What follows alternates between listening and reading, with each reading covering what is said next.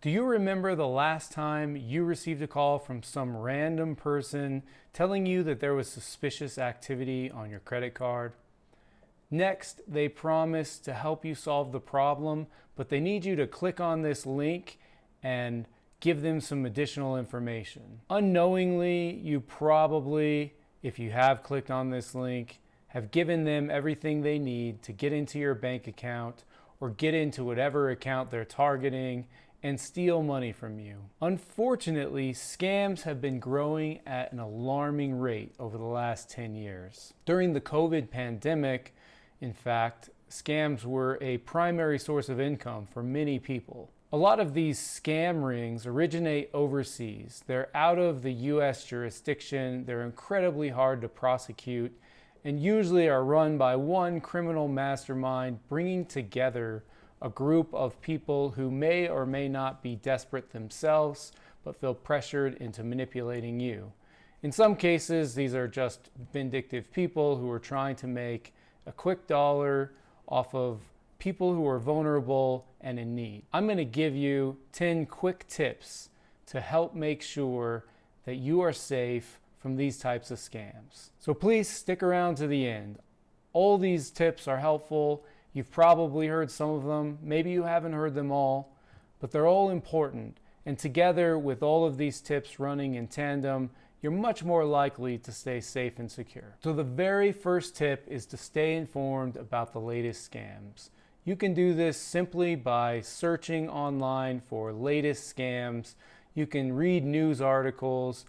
Oftentimes your bank or companies that you buy things from will have alerts or banners on their websites alerting you to scams that are current or recent. Take time when you see these alerts to read about the scams and understand the techniques that are being used. If you do this, you'll be very prepared in the case that something happens to you. The second tip is to always verify the source of the scam. You may see on a caller ID on your cell phone Amazon on that screen. This is really easy to fake. So make sure you're asking the right questions. Never accept a call from someone saying they're from Amazon. If you have doubts, hang up on that person and call back directly to the source.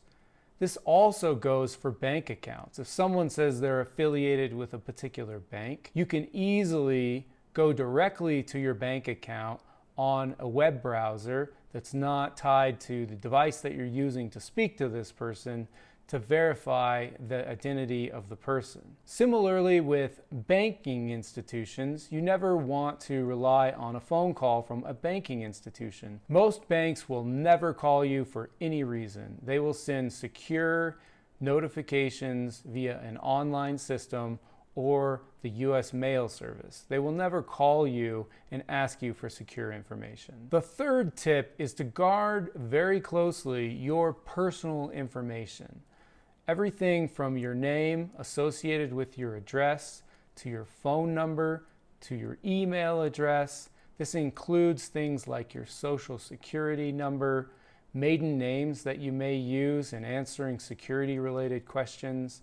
All of this information helps to identify individuals. We call it personally identifiable information, and it's utilized by criminals and scammers to steal your information, to reset passwords, and to get into your secure accounts. Guard this information very closely. Do not share it with anyone. Tip number 4, be cautious of unsolicited offers from anyone.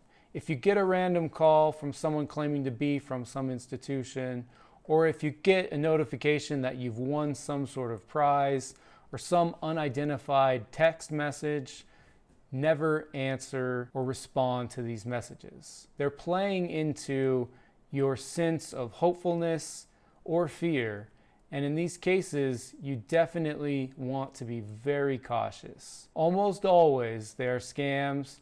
So protect yourself. If something shows up unexpectedly and you don't understand its origins, and it's not a competition that you had entered yourself into prior, make sure not to respond to these requests. Tip number 5, when possible, Do not access secure information on unsecured networks.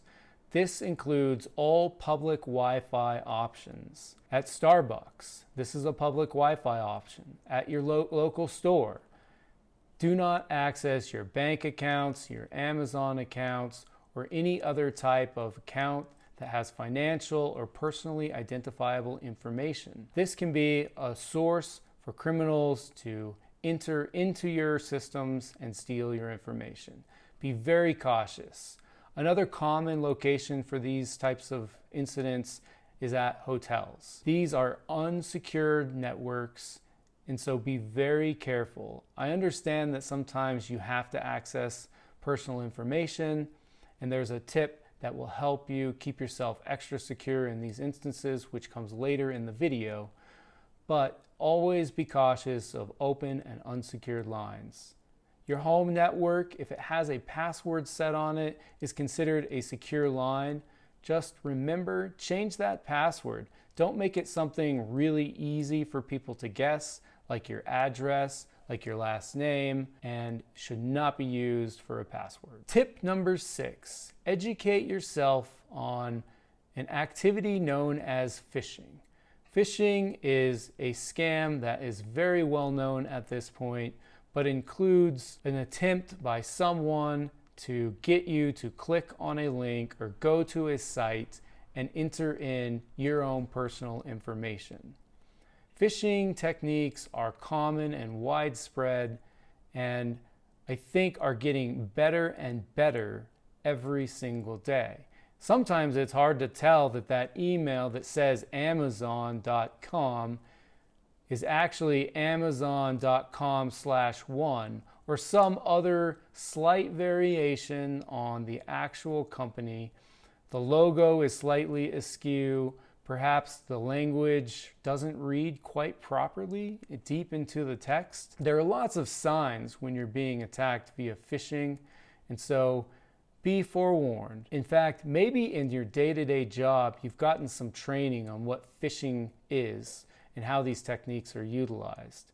Sometimes you'll see things that are so well done, you're shocked by how close they are to the original. This harkens back to an earlier rule, which is always go directly to the source to verify any claims made through random and unsolicited emails, text messages, or phone calls.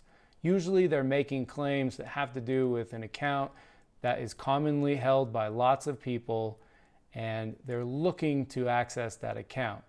You can, on a secured line not attached to that device that you're using, go to those particular sites directly to the source to verify any information that you're unsure of. Tip number 7 is to monitor your financial accounts. This sounds pretty simple, and it is, but you need to be diligent about how you monitor these accounts. There are different services that help with this. You can join LifeLock by Norton. There are other services, perhaps offered through your financial institutions. The trick is to make sure you're checking your accounts at least weekly. I personally like to check my accounts twice a week. I look through the charges and I verify that they're all accurate and real. If they aren't, I immediately call the company, the credit card company, or whatever company is associated with the fraudulent charge, and I dispute it and I close down that card.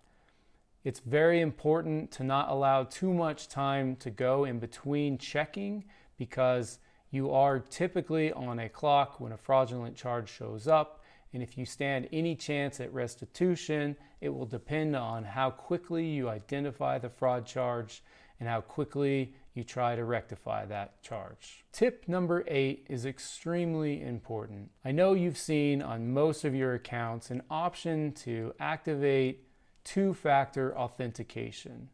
This is a requirement that allows for you to enter both a password and then a special code that's sent to you either via text, it can be sent via email. In fact, now biometrics, fingerprints, facial recognition, these are also seen as one factor of 2. Having 2, though, increases your likelihood of defeating any fraud on your account. because typically they would have to have just one device or one password. Now it requires two forms of authentication. That just makes you a bit more secure. If you've been kidnapped or some other thing, this won't help you, but most cases of fraud are from a distance, done remotely, and this will greatly improve your chances of not being a victim of fraud. Tip number 9, report all suspicious activity on all accounts. If there is something going on that you're unsure of, maybe it's not obviously a scam charge, but it looks just a little bit funny, make sure you report that. Call in to the institution, tell them what you're seeing and why you feel a bit insecure about that particular thing, and let them help you. They can tell you if they're having problems as of late that relate to this particular issue, and if there is a problem, they can help you identify that problem and fix the situation. Reporting diligently is a great way to protect yourself and to protect others as we all collectively try to learn about the latest and greatest scams that are taking people down. And tip number 10, I think the most important tip of all, is to trust your gut. If you feel like something is a bit strange, if you get a random call and the person seems credible, but as you continue to discuss the issue, you just have this uneasy feeling in the pit of your stomach, absolutely trust your gut. You don't owe anyone anything, especially a random person who calls you or texts you. And so just hang up. It's very easy to just hang up. If there actually is a problem, you can go directly to the source, identify that problem, and then make a phone call yourself to a trusted number that you have for an institution that can help you fix the problem. Never accept a random call from a random person. Your gut often catches subtle signs of problems early on. Trust that feeling.